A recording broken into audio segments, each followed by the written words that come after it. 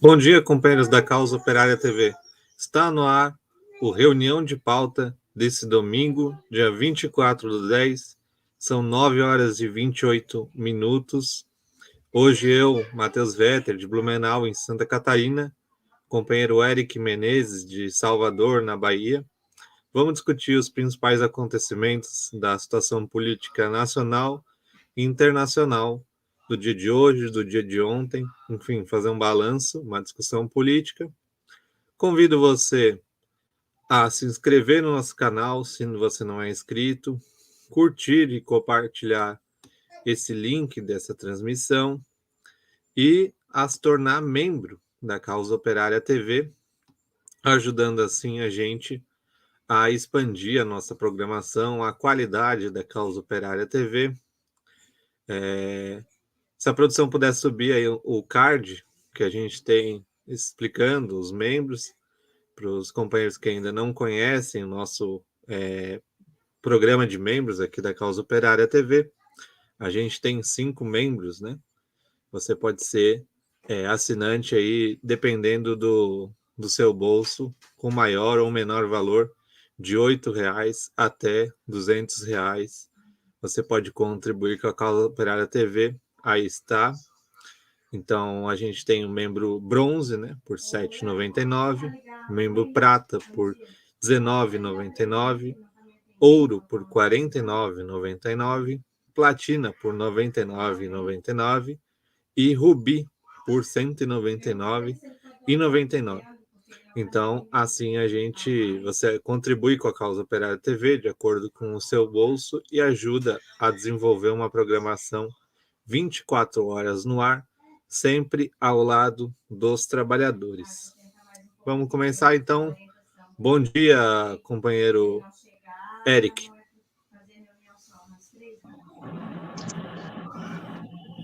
Bom dia, Vetter. Bom dia aos companheiros que estão nos assistindo aí. É mais um dia aí, final de semana, né? Um domingo, mas a gente está trazendo aí as notícias do dia, os principais acontecimentos de ontem e informações importantes aí para toda a semana. Exatamente. Vamos começar então pelas matérias que você pode encontrar no Diário Causa Operária. Então acesse causaoperaria.org.br. Esse é o diário do Partido da Causa Operária. Lá você encontra matérias sobre a política nacional, sobre a política internacional, esporte, cultura, mulheres, juventude, negros, enfim, uma série de editorias aí. Você pode escolher a que mais lhe agrada. E esse daqui é o portal que a gente atualiza aí sobre a situação política diariamente, né? Então, a CUT, entre a mobilização dos trabalhadores e a capitulação, matéria que fala sobre a plenária da CUT que está acontecendo neste final de semana, a plenária que acaba hoje. Essa é a 16ª plenária nacional da Central Única dos Trabalhadores e é feito um primeiro balanço aí dessa plenária. O que está acontecendo na plenária da CUT, companheiro Eric? A gente está tendo, né, essa plenária, é uma plenária anual, né, que os sindicatos da CUT se reúnem, né, as CUTs estaduais, né, vamos dizer assim, os dirigentes sindicais estadual, regional, se reúnem numa plenária nacional para discutir aí toda a política, toda a situação, né. O presidente da CUT tem o seu papel, tem a sua colocação, e, assim, logo de cara, nessa matéria que a gente mostrou aí, a gente vai ter um balanço, tem uma avaliação do que aconteceu, do que foi discutido, né, dos pontos mais importantes, mas um fato chama a atenção, né, que em meio aí a vamos dizer assim, um completo abandono da questão da pandemia, né? Qualquer medida paliativa que a gente teve aí durante os meses anteriores, o ano anterior, quanto à questão de isolamento social, né? Que a gente sabe que a classe trabalhadora nunca viu isso de fato, né? Mas teve toda uma demagogia do fica em casa, né? Teve um setor, né, da classe média, né? Há estatística aí que dizem que cerca de 17 ou 18% dos trabalhadores, principalmente esses categorias ligadas à classe média, ficaram no tal home office, né? Mas a maioria do trabalhador sempre esteve na rua aí, né? Principalmente a classe operária, de fato. Mas, infelizmente, essa conferência da CUT, né, foi realizada de forma virtual, né? Uma coisa que é um prejuízo muito grande, né? A gente tem que destacar, porque uma plenária dessa, ela precisa ser discutida, debatida, precisa haver contra-argumentação, né? Precisa haver toda vamos dizer assim, um debate real, né? E de forma virtual, a gente sabe muito bem que isso fica limitado à manipulação, a controle nas falas, aumenta muito mais o controle na fala, né? Então, perde-se muito no debate e no avanço, né, da questão política, né, porque você não consegue colocar de fato os setores que não são majoritários, vamos dizer assim, que não integram o setor majoritário da direção, por exemplo, ficam com seu poder de fala e tudo mais, e colocações limitados, etc. Né? Esse é um dos aspectos principais. Né? Outro aspecto que a gente tem que destacar é que a CUT, aí já nesse dia de debate, vamos dizer assim, confirmou o seu apoio, né, à candidatura do ex-presidente Lula, né? A gente pode até dizer, né, de forma meio comedida, né? Não foi assim, vamos para a rua defender a candidatura do Lula contra qualquer medida paliativa ou proposta de aliança com a direita. Não foi assim, né? Que a gente fala que é errado, porque a CUT, como a principal, uma das principais organizações políticas do país, né? E a única organização sindical de fato, né? Com mais de 4 mil sindicatos pelo país, deveria ter uma posição contundente, né? Falar, não, aqui a gente vai de fato defender a candidatura do ex-presidente Lula, vamos colocar os sindicatos em mobilização, né, vamos colocá-los para atuar, para ir nos locais de trabalho, de fato, discutir a situação do atual desgoverno e da candidatura e de um possível futuro governo do ex-presidente Lula, e também tudo que representa a guerra que vai ser a eleição, né, a campanha eleitoral, né, que o Lula aí, até o momento, a gente sabe que vai participar, né? Em 2018, ele, por exemplo, foi impedido de participar, de estar nas urnas, né? Então, tem essa crítica, né? É positivo que tenha havido a conferência, que tenha havido uma grande mobilização, esse consenso em torno da candidatura do Lula, mas ainda de forma muito tímida. E isso tem a ver, né, com essa questão de não acabar, né, de vez, não superar essa política do fica em casa, né, que não faz sentido algum. Né, os trabalhadores aí praticamente estão mais ainda nas ruas, né? Não tem mais nenhum dia desse negócio de fica em casa, os ônibus estão lotados, o metrô está lotado, então não cabe mais essa situação. Então está na hora de parar com essa defensiva e agir, ir para os locais de trabalho e colocar definitivamente os trabalhadores, vamos dizer assim, à frente do movimento, né, pelo fim desse governo genocida e pela candidatura de Lula. É isso, Beto. Acabei que você voltou aí, a internet oscilou, né? Isso, o companheiro sou eu aqui dessa vez, contribuiu com a minha internet, contribuiu aqui com o Superchat, R$4,90. Vamos botando aí no caixinha da Cell TV para melhorar a nossa rede.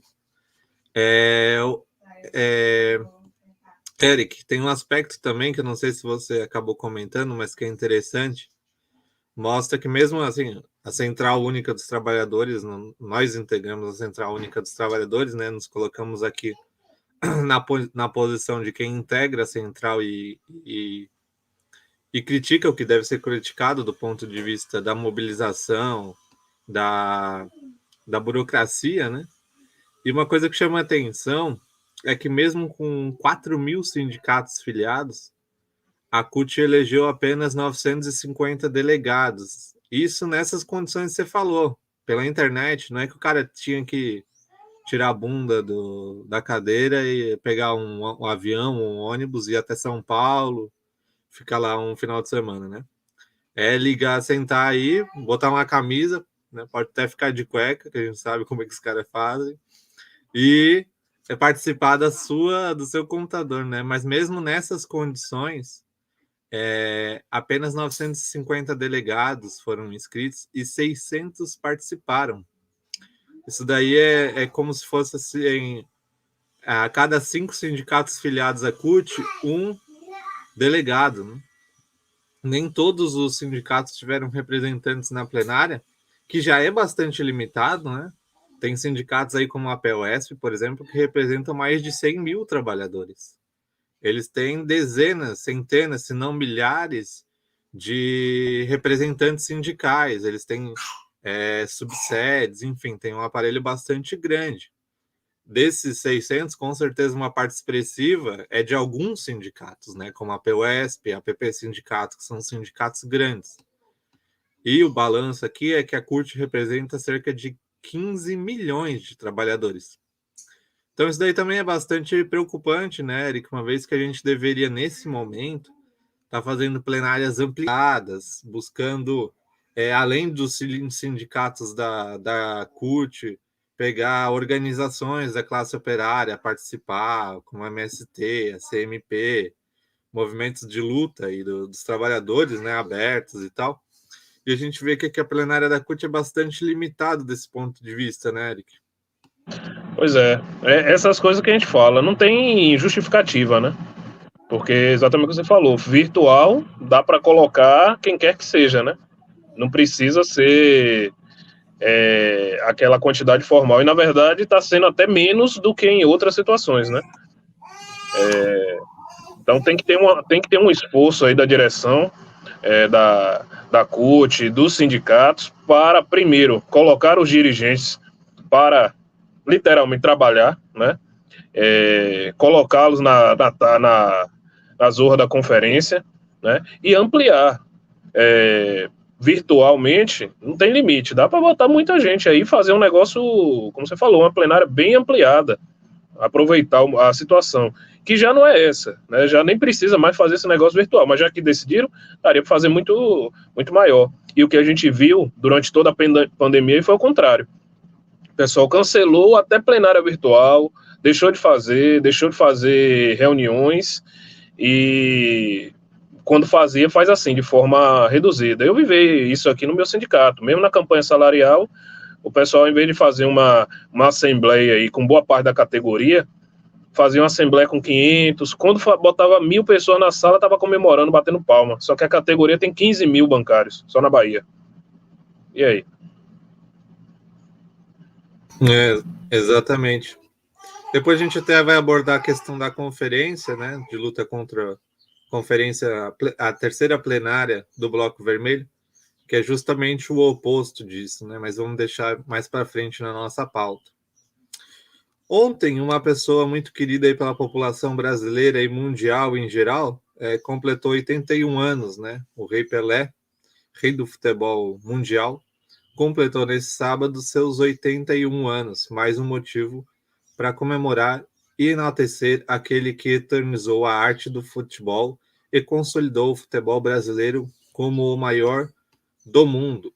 Esse e outras matérias você encontra lá no Diário da Causa Operária. Sei que o Eric fez um balanço aí sobre as declarações como do Neymar, da FIFA, da Conmebol. Poderia trazer um pouco, primeiro, esse aspecto do próprio Rei Pelé para a gente, mas também da posição imperialista, né, sobre o futebol que a gente vê aí por meio da FIFA, da Conmebol, que é de atacar nesse momento o futebol brasileiro como expressão da cultura do povo, né, Eric?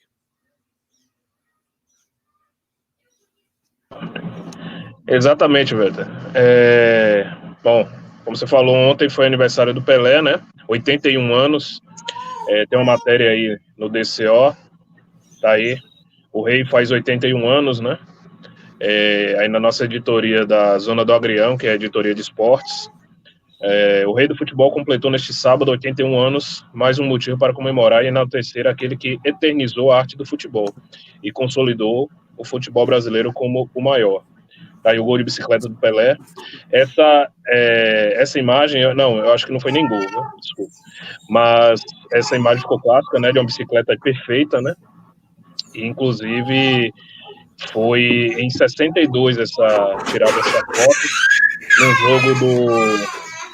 num jogo do Brasil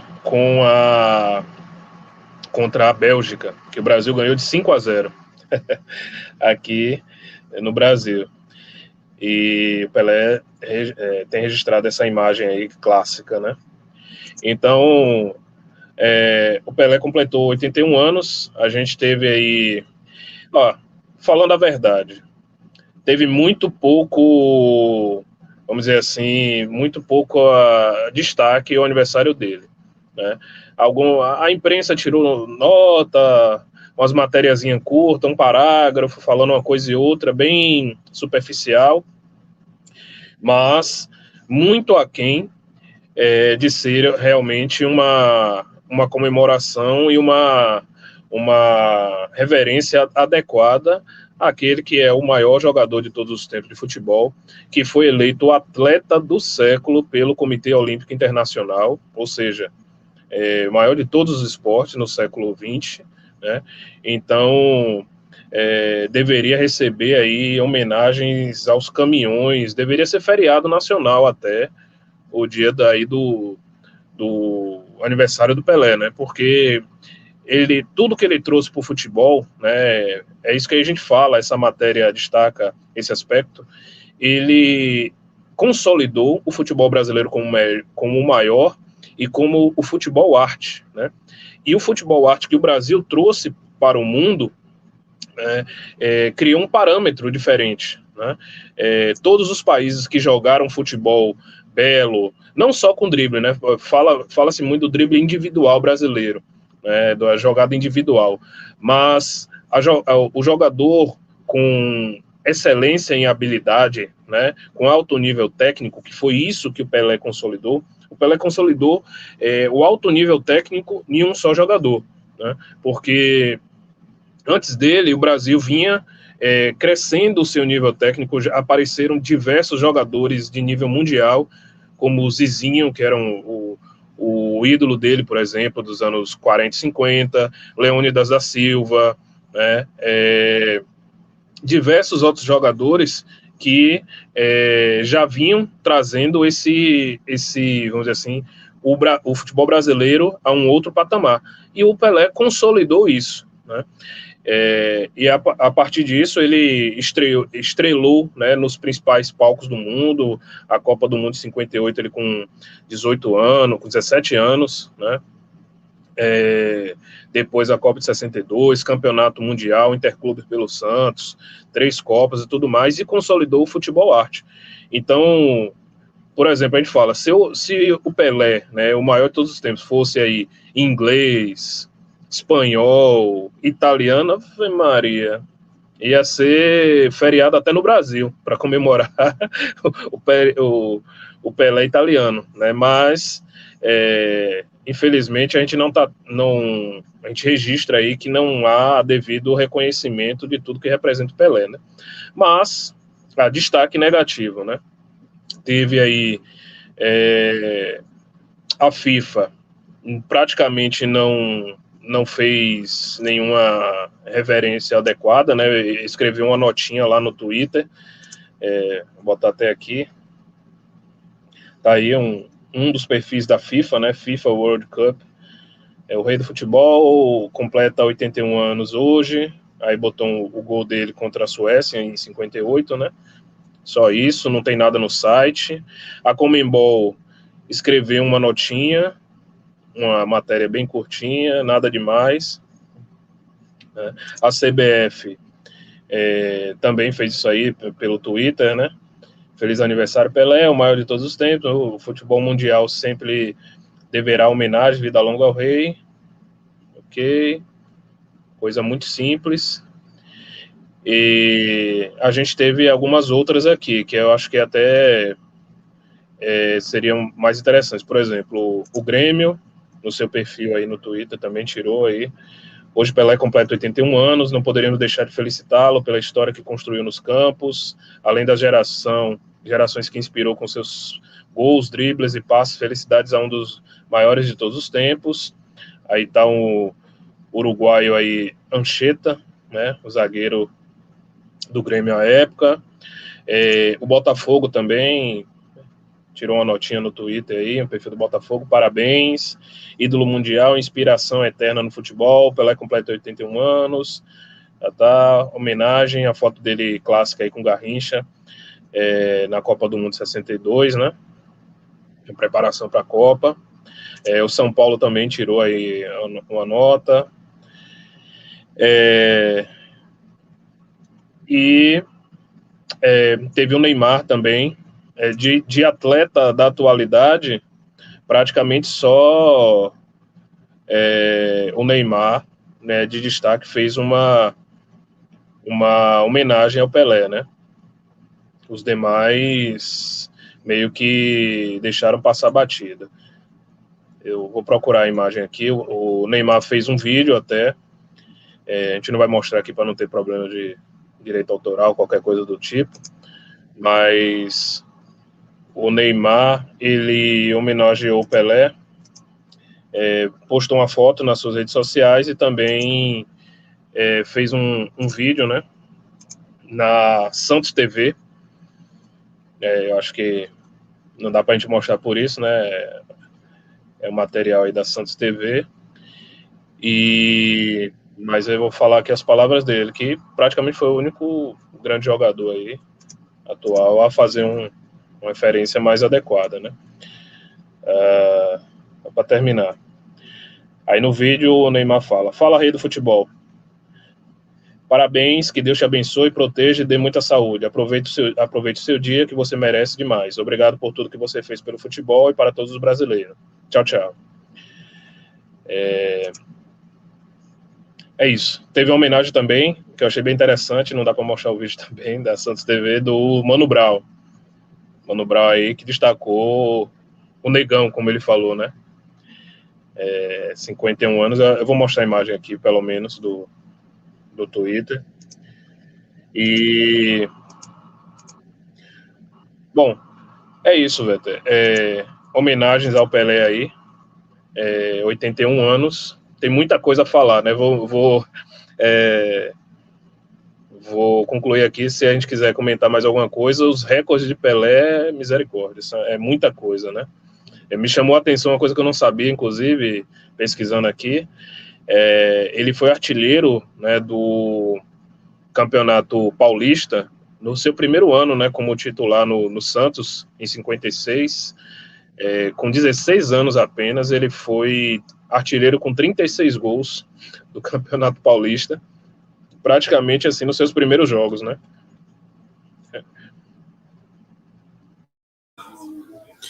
Exatamente.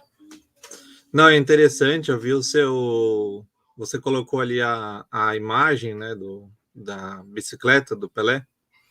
Eu acho que toda essa campanha que tem contra o Pelé faz até o pessoal assim que tem boas intenções e tal, não ter acesso à história, né, do Pelé e do futebol nacional. Né?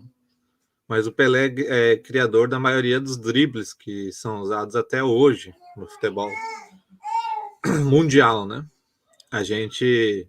Ele é de uma época que não existia cartão amarelo nem vermelho, né?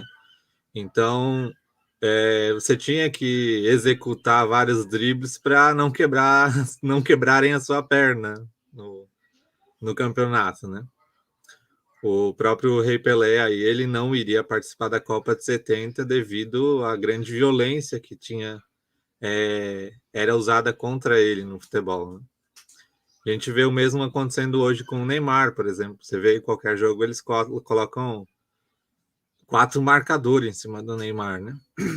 Então, toda a nossa saudação aí ao Rei Pelé, ao rei do futebol mundial. Se o futebol é o que é hoje, muito se deve ao Pelé. Esse negócio, Vetter, você falou do drible, né, e das jogadas e tudo mais, é bem isso. Por exemplo, não foi Pelé que inventou a bicicleta, não foi nem o Leônidas da Silva, né, que inventou, que ficou, vamos dizer, eternizado, né, com a bicicleta, mas ele executou e mostrou ao mundo de forma perfeita, né.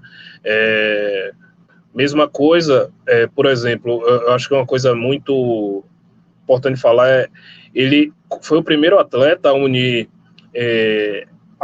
altíssimo nível técnico, físico e mental, por que não, né? Lógico que hoje em dia essa questão do mental aí no esporte está muito desenvolvida, há todo um estudo, na época lá não tem nem entrevista falando sobre isso, mas para ser o que ele foi, logicamente o cara tem que ter um mental, né, uma parte mental aí muito evoluída, né, no sentido de acreditar nele mesmo, né, vencer os obstáculos e não ceder, né, às pressões, tudo mais. Então ele foi o primeiro atleta de fato no futebol a juntar tudo isso, né, juntar o alto nível técnico que estava presente no futebol brasileiro, né, a juntar o vigor físico também, que ele era um monstro fisicamente, ele ultrapassava. Tem cenas aí até de jogadas dele que ele dribla praticamente o time todo 2 vezes. Ele vai lá dribla todo mundo, vai no final de campo, volta, recomeça a jogada, ele faz tudo de novo, né? E isso virou referência no mundo, né? E sem contar outra coisa também que a gente tem que destacar, que essa história de menino boleiro, né, que sonha em ser jogador de futebol, também o Pelé que materializou isso, né? Lógico que, novamente, não foi com ele que surgiu isso é uma coisa que foi se popularizando junto com a popularização do futebol no Brasil, né? Foi tomando os bairros, as periferias, a zona rural, os campos na zona rural, mas no momento que surgiu um astro, né, um fenômeno gigantesco como Pelé, todas as crianças, os adultos, todo mundo sonhou com futebol, né? E as crianças, anos e anos e décadas depois, sonharam que poderiam ser jogador de futebol, viver daquilo, viver de uma forma diferente, né? Até alegre, né? Uma coisa que eu destaco também é isso, o Pelé sempre aparece nas imagens dele sorrindo, né? Isso a imprensa não destaca, né? Sorrindo, de forma alegre, fazendo piada. Ele até fez uma piada recente agora, só para terminar, ele falou o seguinte, que tá fazendo todo um esforço, né? Ele que tá fazendo uma quimioterapia, né? Contra, parece que é um câncer, é um suspeito de câncer, alguma coisa assim, no intestino. E ele tá fazendo esse tratamento para poder. Ele falou que quer se recuperar para poder ir atender o convite, né? Para a próxima Copa, que a Copa do Catar, agora em 2022.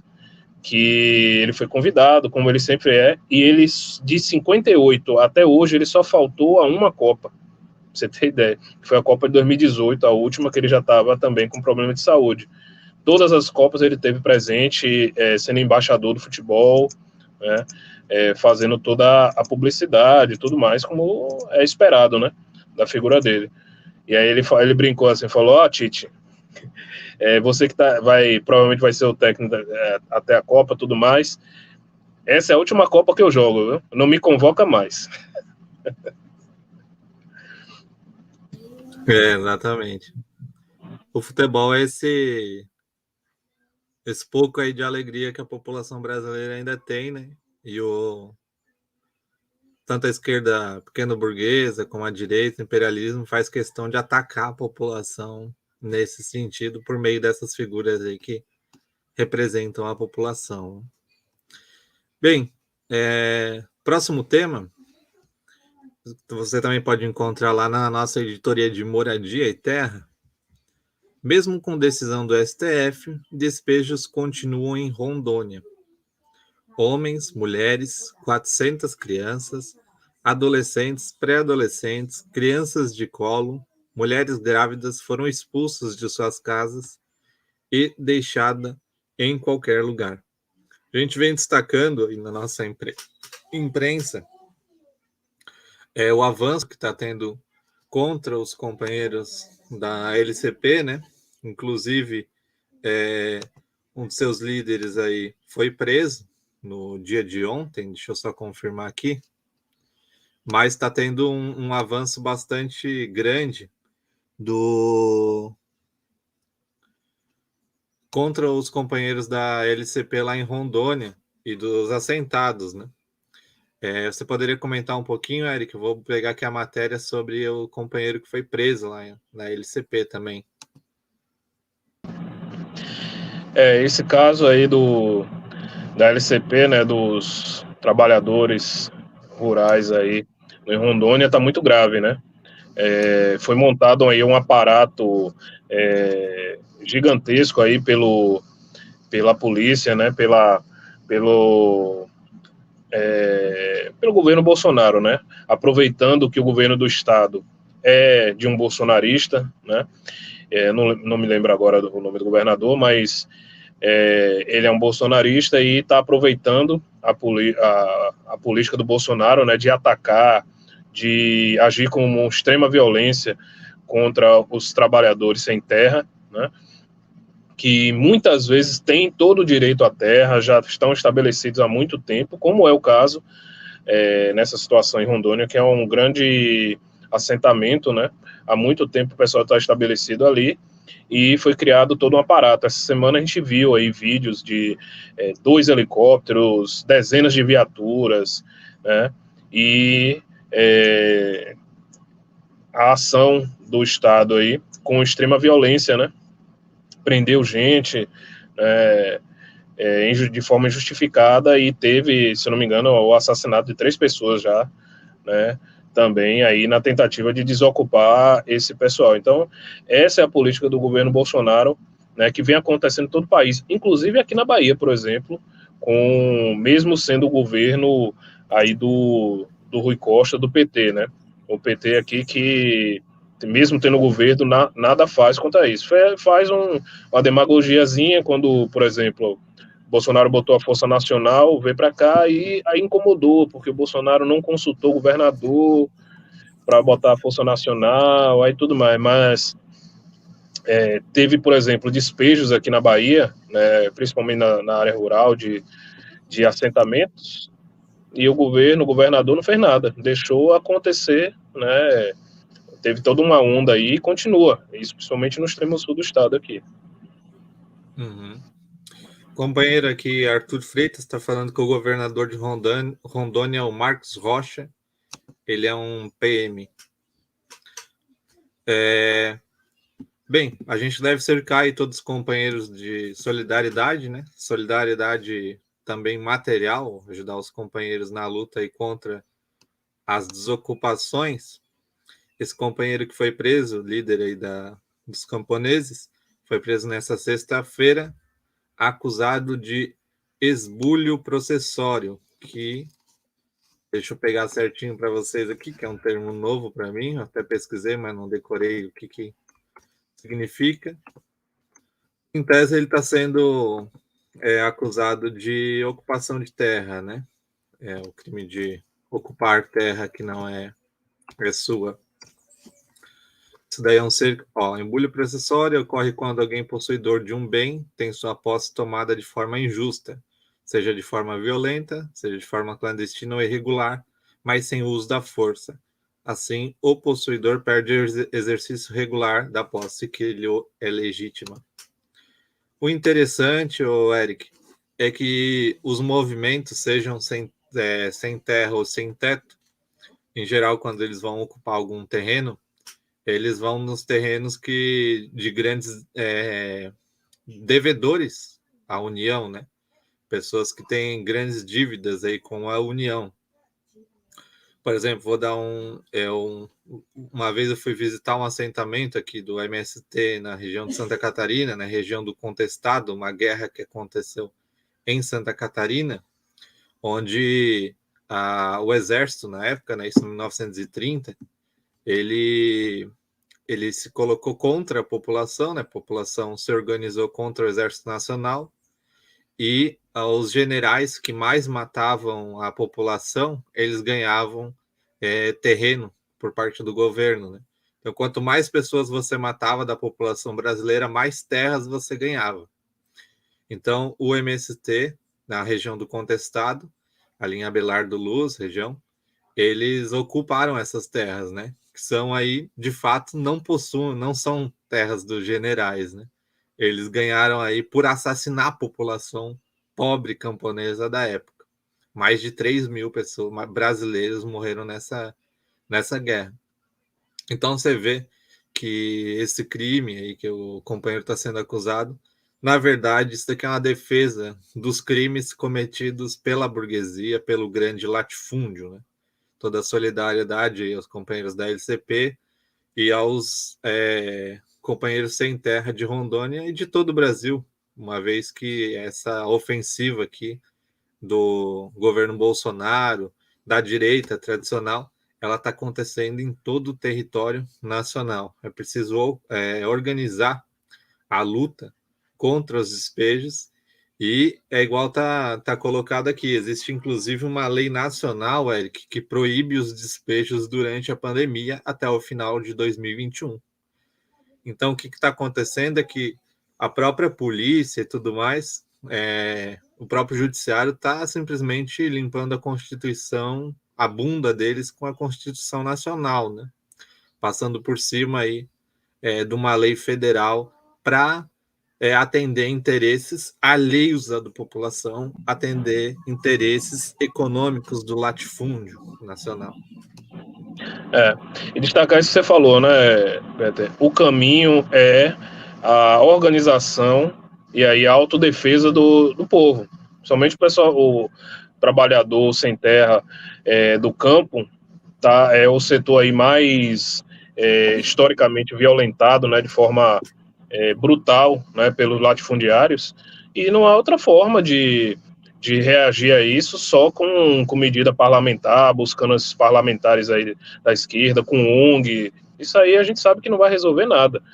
O que resolve, infelizmente, vamos dizer assim, o que resolve, infelizmente, tem uma saída, é a organização, né? É a união de todos esses grupos, de todos os movimentos, e criar comitês de autodefesa.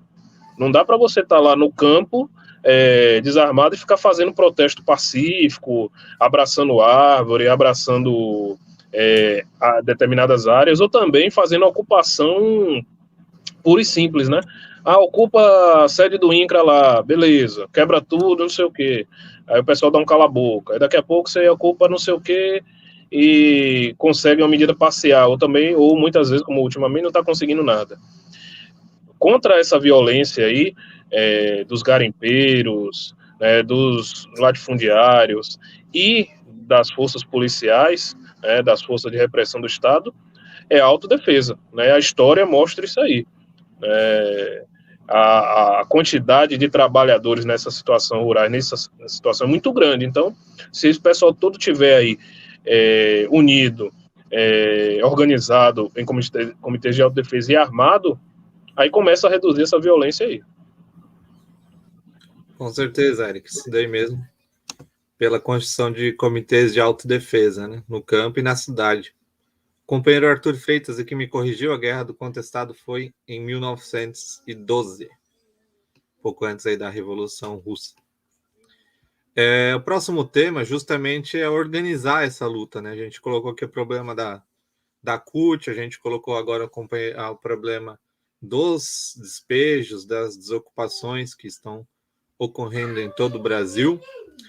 Está para acontecer aí nos dias 6 e 7 de novembro, em São Paulo, a conferência Fora Bolsonaro e Lula Presidente, a terceira plenária nacional do Bloco Vermelho. A gente tem uma nota que está sendo assinada aí por diversas organizações, dirigentes políticos, dirigentes sindicais, dirigentes de movimentos populares. Você também pode nos procurar e assinar essa nota. Eu vou estar colocando aqui no chat um formulário de inscrição. Você que tem interesse em participar da conferência pode preencher esse formulário. A gente vai estar aí entrando em contato, colocando você em contato com as diversas caravanas que vão estar saindo de todo o Brasil. Então aí está o card, o Eric colocou para a gente. Plenária Nacional fora Bolsonaro, Lula presidente, São Paulo, 6 e 7 de novembro. Número para contato e o site do DCO, Plenária Nacional, né? Uma aba do site está destinado só para a questão da plenária.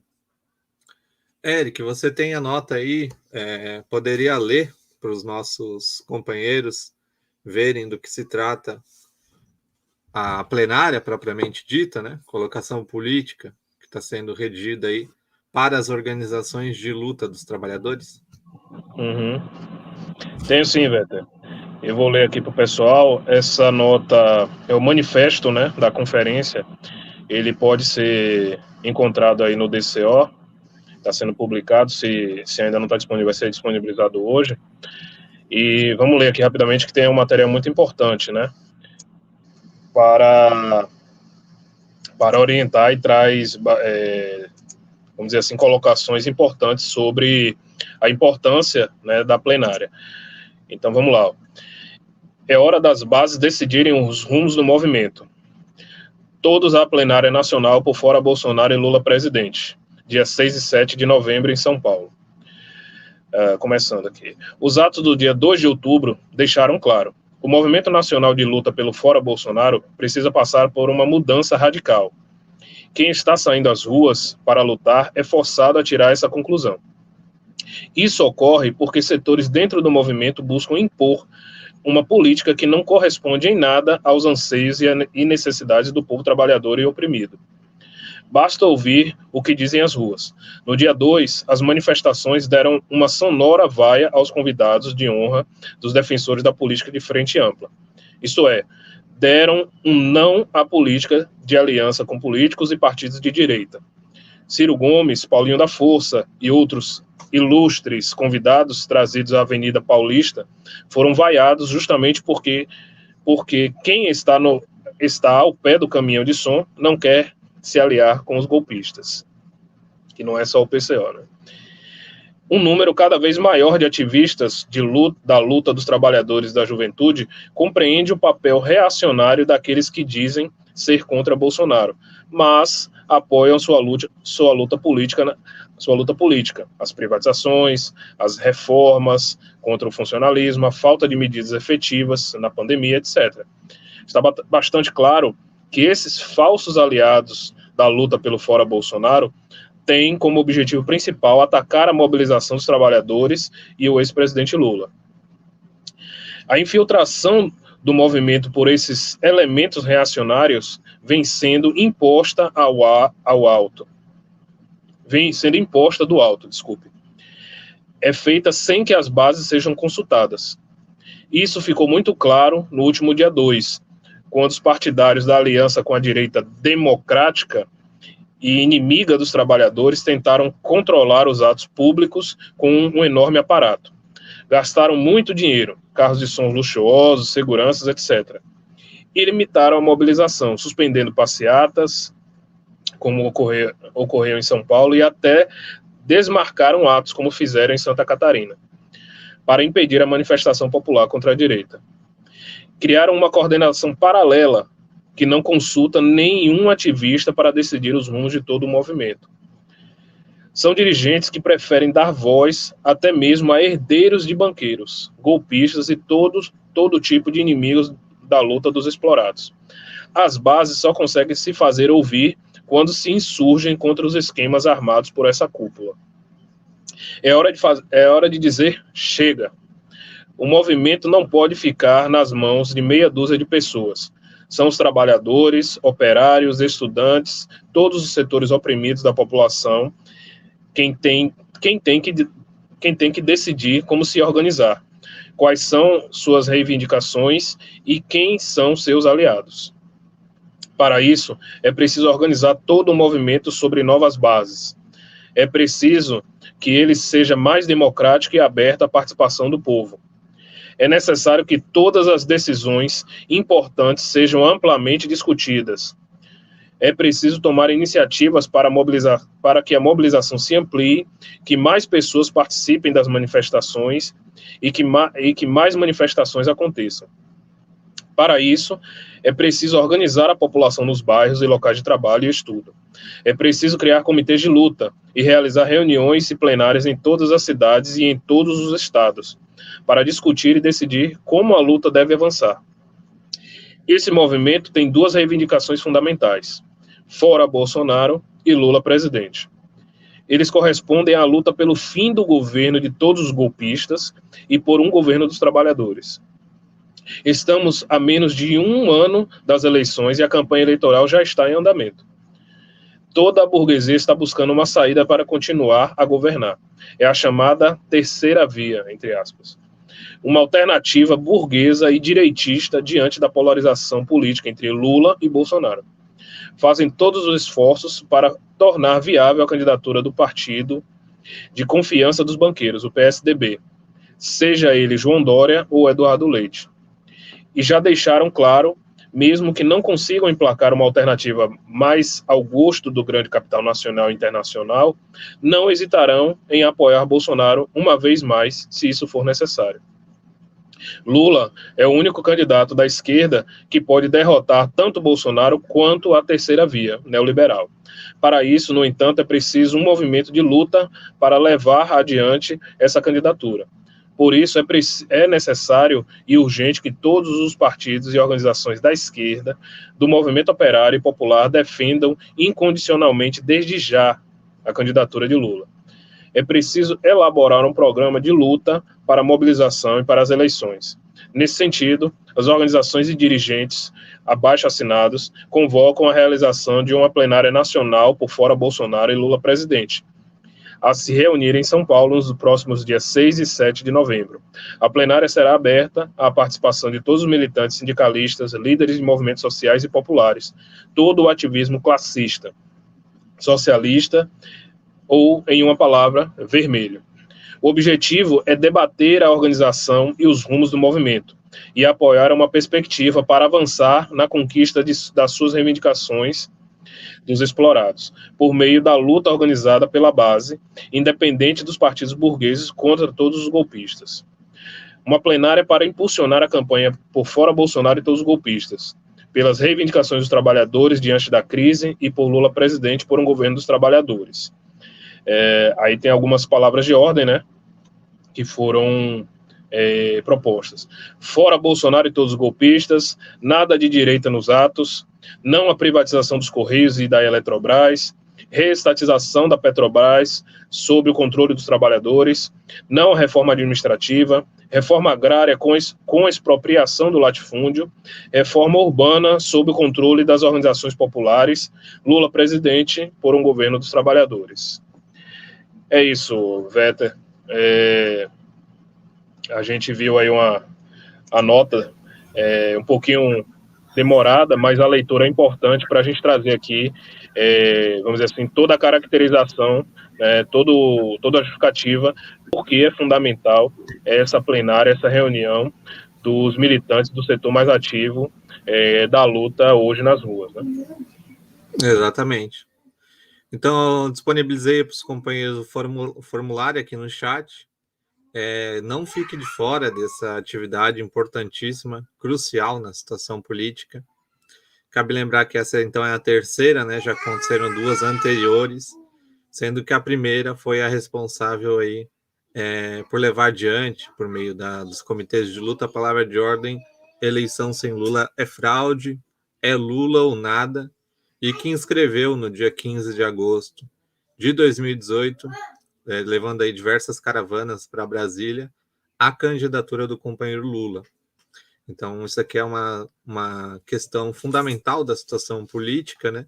Como foi colocado, a gente está menos de um ano das eleições, a Globo já está transmitindo as prévias do PSDB, enfim, toda a situação política está voltada às eleições, então é preciso que a classe operária discuta a campanha em torno do seu candidato, né, que é o companheiro Lula. E, como foi dito ali, a questão dos comitês de luta é fundamental nesse sentido, uma vez que é preciso dos comitês de luta para fazer campanha em torno do Lula presidente, mas também a gente sabe que eleito o companheiro Lula vai ter que se apoiar na população se quiser fazer qualquer coisa minimamente progressista, digamos assim, né? Então, uma outra matéria aí que você pode encontrar no Diário da Causa Operária são comitês de luta, órgãos de base para derrotar os golpistas. Lá você vai entender um pouco melhor o que são os comitês de luta. Você pode acessar o site também, comitêsdeluta.org.br, e formar o seu comitê, se ainda não existe um comitê na sua cidade, um órgão bastante simples aí, voltado para a ação de rua, para o trabalho concreto aí contra o golpe de Estado, e nesse momento pela eleição de Lula, né, por Lula presidente. Então, forme um comitê na sua cidade, entre em contato com o Diário da Causa Operária, que ele encaminhará para a coordenação desses comitês, que está sendo responsável pela formação dos comitês em todo o país, inclusive no exterior, né? Há comitês aí na Europa, na América do Norte, no Japão, né? Tem diversos comitês aí exteriores também no exterior. Então, acesse essa matéria do Diário da Causa Operária e fique informado sobre esse órgão de base para derrotar os golpistas. É uma outra atividade que está acontecendo, Eric. Tem, inclusive, acho que fotos, né? Nesse sentido de organizar a base, isso é uma coisa interessante, porque muito se fala, né? Principalmente por esses partidos da esquerda pequeno-burguesa, estilo PCB, que é preciso voltar às bases, reorganizar as bases e tal. Mas a gente não vê ninguém fazendo nada concreto, né? Então, o PCO aí propõe a formação de comitês de luta, e uma outra atividade de base nesse sentido, vamos assim dizer, é a escola marxista. É a formação política da classe operária para levar adiante uma luta consequente contra o golpe de Estado e pelo socialismo, em última instância, né? Então, poderia falar um pouquinho para a gente sobre a escola marxista, Eric?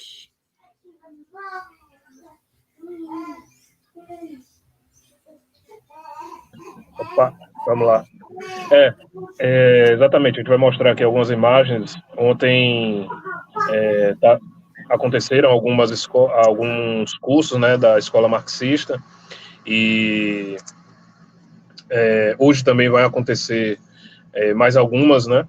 A gente tem algumas imagens, mas antes disso, vou falar para vocês, como o Vetter falou, a escola marxista, né, que tem essa atual agora sobre o que é o socialismo, é uma atividade fundamental, né, porque a gente falou aí anteriormente dos comitês de luta, né, que existem exatamente para intervir na situação, né, ter atividade, né, que é assim que você realmente intervém, né, botando o pé na rua, indo falar com as pessoas, levando a campanha Fora Bolsonaro e Lula presidente até as pessoas, né.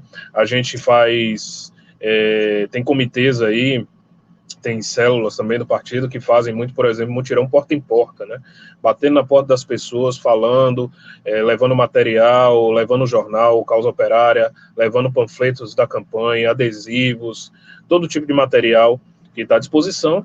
E essa atividade, né, da escola marxista é fundamental, que traz a teoria, né?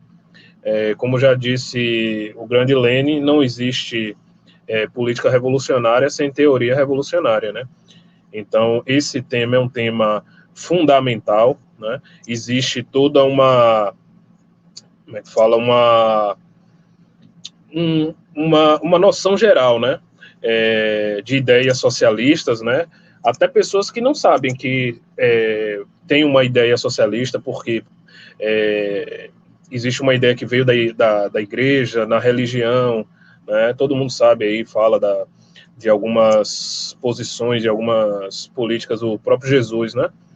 E a pessoa muitas vezes nem sabe que aquilo ali são alguns aspectos da política socialista, né? Mas de um socialismo primitivo, né, de um comunismo primitivo, mas efetivamente são. Então, é fundamental a gente ir levar isso aí, esclarecer e colocar objetivamente para as pessoas, principalmente o seguinte, que é preciso a gente agir para acabar com o capitalismo e trazer vamos dizer assim, a luz a um governo operário que possa trazer a sociedade socialista, né? Aqui algumas imagens aí de uma que aconteceu ontem, né? Essa aí foi, se eu não me engano, em Santo André, né? Não me lembro direito qual foi o local, eu acho que o Vetter sabe aqui. Tá aí, os companheiros. E a escola é feita dessa forma, um espaço não precisa ser uma sala de aula, um espaço gigantesco, mas simplesmente um espaço que você possa reunir as pessoas. Aí, tá vendo? Parece que é um mercadinho, né? Uma mercearia. E é o suficiente para você reunir algumas pessoas e poder levar. A proposta é exatamente essa, levar o curso da escola aos bairros, né? À comunidade, e aí não ficar preso a essa questão de logística, né? Se tem grande sala, se tem auditório, né? Se tiver, ótimo. Se não tiver, a gente faz até numa sala de casa, junta 4, 5, 10 pessoas e faz, né? Esse é o aspecto fundamental para realmente atingir a população aí na periferia e na zona rural também. Exatamente, esse curso que você falou foi em Caieiras.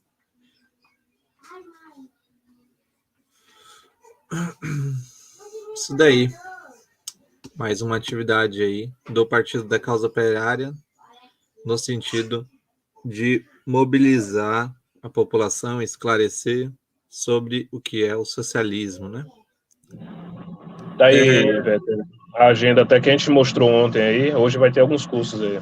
Isso, hoje vão ter novos cursos, né? Santo André, no caso, é hoje. Tem outros cursos acontecendo em São Paulo e também Pernambuco e na Europa e nos Estados Unidos. Como a gente comentou aí, o Partido da Causa Operária também possui uma atividade bastante importante no exterior do país, né? Bem, para quem não viu, ontem, então, a gente teve o nosso programa tradicional aqui da Causa Operária TV, né? Análise política da semana. Você pode estar disponível aqui na Céu TV o programa Esquenta da Análise e o programa Análise Política. Então, se você ainda não conferiu a análise política do companheiro Rui, ele aborda esses problemas que a gente vem discutindo aqui, de uma forma mais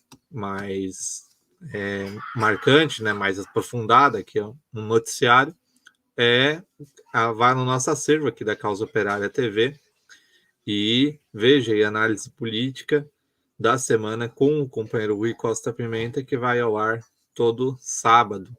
Aí tá a chamada, o companheiro abordou o problema da PEC 5 e o golpe de Estado, né? A PEC 5 que ficou marcada aí pela posição do PSOL, principalmente, em apoio aberto ao imperialismo, em apoio aberto ao golpe de Estado, uma vez que essa Lava Jato foi responsável pela eleição do Bolsonaro, sendo responsável pela prisão do Lula e tirando ele das eleições, possibilitou a eleição do Bolsonaro, né? Então, o PSOL, o PDT, esses partidos que se dizem democráticos votaram com a Globo, votaram com o imperialismo contra a população brasileira, contra os interesses da população brasileira, né? Então, confira aí o esquenta da análise política e depois a própria análise política. Esquenta é um programa novo, para quem não conhece, vai esquentando os motores, o que o companheiro Rui vai falar, para os companheiros já, quando o Rui entrar, né, o programa já está, a audiência já está preparada e tudo mais. Então, confira aí o esquenta da análise política e a análise política. Bem, entrando aqui nas questões internacionais, também para fechar o nosso programa, a gente já está dando 1 hora aqui.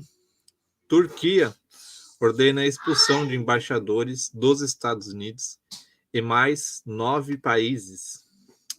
O presidente da Turquia, né, o Erdogan, ordenou neste sábado, dia 23, a expulsão de 10 embaixadores que assinaram um apelo pela libertação de Osman Kavala, que foi um dos articulistas aí do golpe de Estado, fracassado golpe de Estado de 2016, né? Então, Erdogan falou: ordenei ao nosso ministro das Relações Exteriores que declare esses 10 embaixadores como personas não grata. São os embaixadores, deixa eu ver, aqui. São os embaixadores da Alemanha, do Canadá, da Dinamarca, dos Estados Unidos, França, Finlândia, Noruega, Nova Zelândia, Países Baixos e Suécia. Eles precisam conhecer e entender a Turquia, falou o Erdogan. Acertada a decisão, né? Esses, inclusive, foram os articulistas do golpe de Estado de 2016. E o Erdogan aí, então, ordenou a expulsão desses 10 embaixadores, desses 10 países, vamos assim dizer, do território turco. Comentários finais, Eric, para a gente se despedir dos nossos companheiros que nos acompanharam até aqui. Como a gente fala, né? Tá certo aí, o Erdogan não tem que abaixar as calças pro imperialismo, não. Esse negócio de eles querendo interferir, né, na política do país, quem eles prendem ou não, como eles fizeram recentemente, inclusive com a Rússia, né? Aquele caso lá que eles criaram, né, um opositor da Rússia, e o cara foi para a Alemanha, disse que foi envenenado pelos russos, criou o maior caso, e aí quando ele voltou para a Rússia, o Putin não quis nem saber, mandou ele direto para a prisão, que ele já tinha uma ordem de prisão expedida anteriormente, e nesse caso aí, apesar de haver contradições, né, desses governos, que são governos burgueses, né, mas tem várias características nacionalistas e se colocam, em muitos casos, contrários, né, ao avanço imperialista, inclusive o Erdogan também.